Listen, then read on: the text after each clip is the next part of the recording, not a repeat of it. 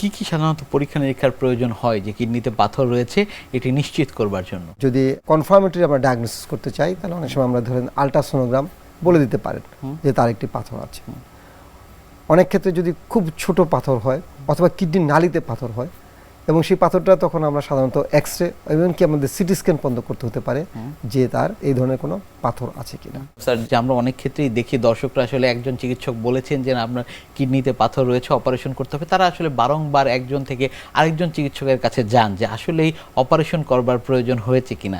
সেটির ক্ষেত্রে স্যার আসলে কাউন্সিলিংটা আপনারা কেমনভাবে করেন? সব ধরনের পাথরের কিন্তু আমরা অপারেশন করি না। যদি পাথরের সাইজ দেখা যাচ্ছে যে তার সাইজের উপরে নির্ভর করে, তার পাথরটা কোন লোকেশনে আছে সেটার উপর আমরা নির্ভর করি। তো পাথরের সাইজ সাধারণত দেখা যায় যে 4 মিলিমিটার বা তার নিচে আছে, তাহলে আমরা তাকে অবজার্ভ করতে বলি এবং আমরা তাকে অ্যাডভাইস করি। সেই অ্যাডভাইস অনুসারে যদি সে চলতে পারে, অনেক সময় দেখা যায় যে এই পাথরগুলোকে নেমে আসে এবং প্রস্রাবের রাস্তা দিয়ে এটা বের হয়ে যেতে পারে।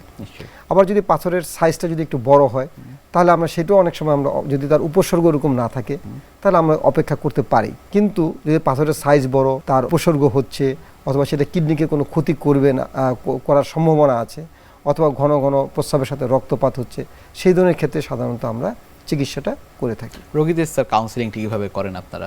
সাধারণত এই ধরনের পাথর হলে আমাদের প্রথম অ্যাডভাইস থাকে রোগীদের ক্ষেত্রে যে পাথরের চিকিৎসাটা করার পরে আমরা কী ধরনের চিকিৎসা করব, নিশ্চয়ই, এবং কোন লোকেশনে আছে তার কী ধরনের চিকিৎসা করব, কী ধরনের জটিলতা হতে পারে। কিডনির পাথরের ক্ষেত্রে আমরা কেটে করতাম, এখন আমরা কিডনির পাথরের ক্ষেত্রে দেখা যাচ্ছে যে আমরা কেটে না করে একটা ছিদ্র করে, জাস্ট পারকিউনাস নেফ্রোলিথোটমি, ছোট একটা ছিদ্র করে আমরা সেই ছিদ্র পথেই আমরা এই পাথরটাকে নিয়ে আসি। আবার কিডনি নালীতে হলো আমাদের দেখা যেত যে আগে কেটে করতে হতো, সেটা কেটে না করে আমরা ইউরোটোরেনোস্কোপি করে সেটা কোন একটা যন্ত্রের মাধ্যমে ওইখানে যে পাথরটাকে ভেঙে সেটা আমরা নিয়ে আসি। অথবা মূত্রথলিতে পাথরের ক্ষেত্রে কিন্তু আমরা যন্ত্রের মাধ্যমে সেটা করতে পারি। তো আমরা এই ধরনের কাউন্সেলিংগুলো করি যে আপনি কি পদ্ধতিতে আমরা এই অপারেশনটা করব, কি কি ধরনের জটিলতা তাতে হতে পারে। এবং একটি খুব ইম্পর্টেন্ট কথা হলো যে যার একবার পাথর হয়ে থাকে, আমরা এটা বলে থাকি যে এই পাথর হলে আপনার কিন্তু সারা জীবন একটা পাথর হওয়ার সম্ভাবনা থাকে।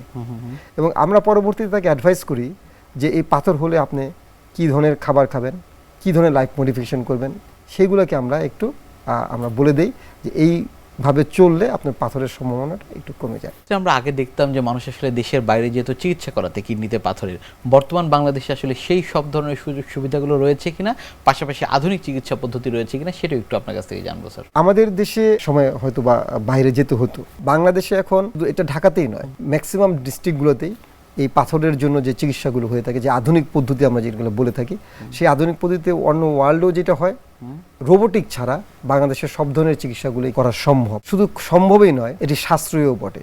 কারণ আপনি যখন বিদেশে যাবেন এই চিকিৎসাটা করতে, তার খরচটার পরিমাণটা কিন্তু অনেকাংশে বেড়ে যায়, এবং সেই তুলনায় বাংলাদেশে এই পাথরের চিকিৎসাটা তুলনামূলকভাবে অনেক সহজলভ্য এবং কম খরচে আপনি এটা সমাধান করতে পারবেন।